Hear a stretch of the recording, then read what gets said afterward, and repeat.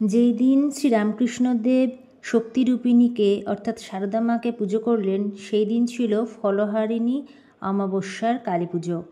ষোড়শী পুজো করলেন। ভালো মন্দ কিছুই ভালো করে বুঝতে পারে না মা সারদা। রামকৃষ্ণদেব বলে দিয়েছিলেন রাত 9টার সময় আসতে, পুজো করব। অবাক হয়ে গিয়েও তিনি ঠিক 9টার সময় হাজির হয়েছিলেন, কারণ রামকৃষ্ণদেব যখন বলেছেন তার আজ্ঞা শিরোধার্য। লুকিয়ে পুজো হচ্ছে। মা সারদা ঘরে ঢুকতেই দরজা বন্ধ করে দিলেন শ্রীরামকৃষ্ণদেব। বললেন, বসো। রামকৃষ্ণদেব চৌকির উত্তর পাশে আর গঙ্গাজলের জালার দিকে মুখ করে পশ্চিমমুখ হয়ে বসলেন মা সারদা। রামকৃষ্ণদেব বসলেন পূবমুখ হয়ে। প্রথমেই সারদা মায়ের পা দুইখানিতে আলতা পরিয়ে দিলেন, কপালে সিঁথিতে মাখিয়ে দিলেন সিঁদুর, পরিয়ে দিলেন নববস্ত্র। কত আয়োজন সম্ভার, কত মন্ত্রোচ্চারণ, কত স্তোত্রপাঠ। কিছুই বুঝতে পারছে না ছোট্ট সারদা। তঙ্গতের মতো বসে আছে।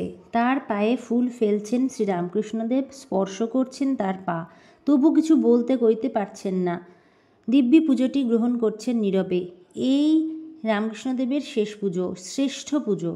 এতদিন দীর্ঘ সাধনায় যত কিছু বস্তুভার জমেছিল তার, যত কিছু আসন বসন মালা কবচ সব সারদার পায়ে বিসর্জন দিলে। শুধু তাই নয়, সমস্ত সাধনার সার একটি প্রণিপাতে ঘনীভূত করে উৎসর্গ করলেন, আর তা স্বচ্ছন্দে গ্রহণ করলেন মা সারদা।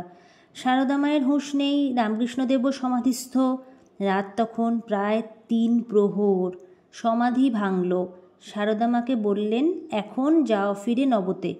বাইরে বেরিয়ে এসে মনে হলো মা সারদার, কি আশ্চর্য, প্রণাম তো ফিরিয়ে দিলাম না। হে অন্তর্যামী, নাও আমার আত্মনিবেদন। মনে মনে প্রণাম করলেন সারদা মা। সেই শক্তিস্বরূপিণী যাকে ঠাকুর পুজো করেছিলেন, তিনি আছেন কোথায়? যিনি পূজিতা বন্দিতা আরাধিতা, কোথায় তার অধিষ্ঠান?